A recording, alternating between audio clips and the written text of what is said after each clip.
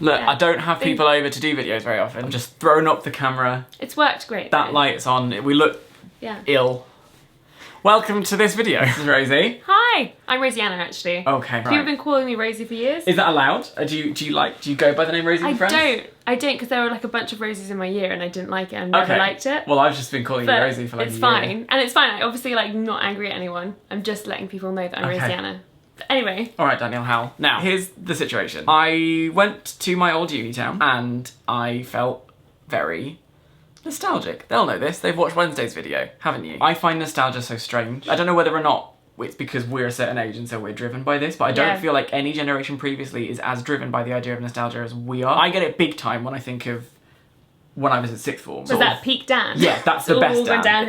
It was rubbish before, it's been rubbish after. Really from like 2002 to 2009. Mm-hmm. That's the period that I look back and go, gosh, stuff was great. I think of like, oh, what music was out then, what TV shows were out then. Everything was simpler. It was like pre an age where oh my god, I sound so old. No, but you were discovering what you loved. Yeah. You really loved the first time. You still love so many of those things right now. It's kind of an establishment of all these other different relationships of like who you are and who you listen to. And you're meeting people who, you know, some of whom are still your friends, some who aren't, but who were central to really important parts of your life. How old are you? 25. We were growing up in the same era. Yeah. Really. But like, do you reckon it's a nostalgic Britney era? Well, Britney Breakdown was the... Yeah, but also the ascendance of Britney as well. Every time. I saw Onyx Hotel tour.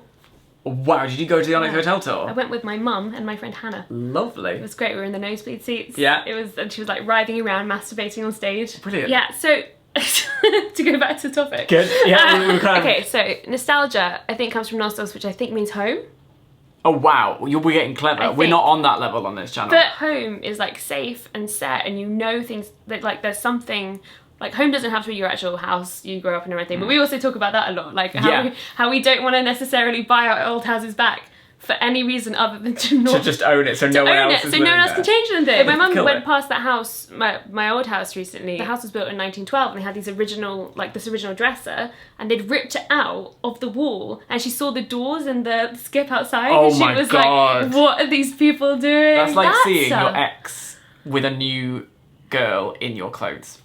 I think it's like seeing your ex with a new girl who's taken like your lungs. Right, and just put them in a skip. And then put them in a skip. What was interesting just then was the idea of like, it's that time of safety and growing up. So do you think it's not that I'm longing for, this is therapy by the way, those particular years, but for that age in my life when everything was, and I didn't have any worries and fears and safety and stuff. Well, but you did have worries and fears, but there was this baseline that I was you worried never about when the thought next would Harry drop. Potter book was coming out. But I think that there's like a certain drop, it's like an extra drop ride and you think you're at the bottom and there's an extra drop that you didn't realise was there when you become a bit more of an adult. And I feel like I sometimes long for that time, even though like I had really turbulent teenage years and I found it really hard, but at the same time there was always some sense of stability somewhere and you want to go back to that place where you just like feel something is contained. You're someone who has been around on YouTube forever. Yeah, I started in 2006, February 2006. How do you think it's different now than it was then? And also, whenever you see people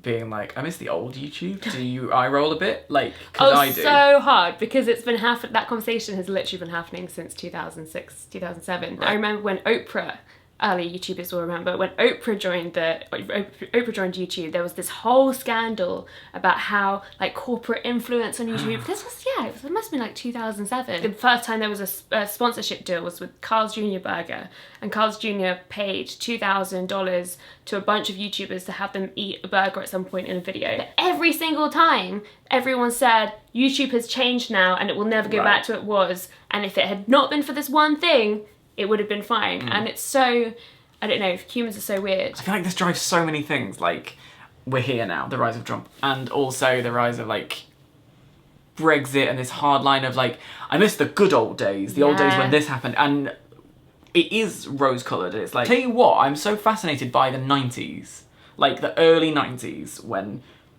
phones were as big as the haircuts and like everything was new and we were like discovering stuff and there seemed like a lot of promise. And I remember 1997 when Blair first came in, and it's so interesting watching The Queen now, the film, because there's a clip of Tracy Ullman going like, we've got this great new Prime Minister, we've got Tony Blair, he's after 13 years of establishment rule, he's this fresh new wave. And now, if you say, I actually liked Tony Blair, you are an establishment. Yeah. He was the people's prime minister. Yeah. And I still remember to this day going to school, my parents are very conservative, and I remember going to school and being like, who are your parents voting for? And everyone else's parents were voting for Tony Blair, and I was like, damn it, my parents aren't cool. Just me. Yeah. But like Cool Britannia was a thing as well. Is that nostalgia? Spice Girls as well. Spice Jerry's Girls dress. Yeah, exactly. So I've been reading this book recently called Post-Truth, which has just come out, and there's like 17 different books called Post-Truth that have just come out. This is the Ebury and Penguin one. In that, they talk about that very thing, like the whole nostalgic look at it, and like take back control and make America great again, all that stuff.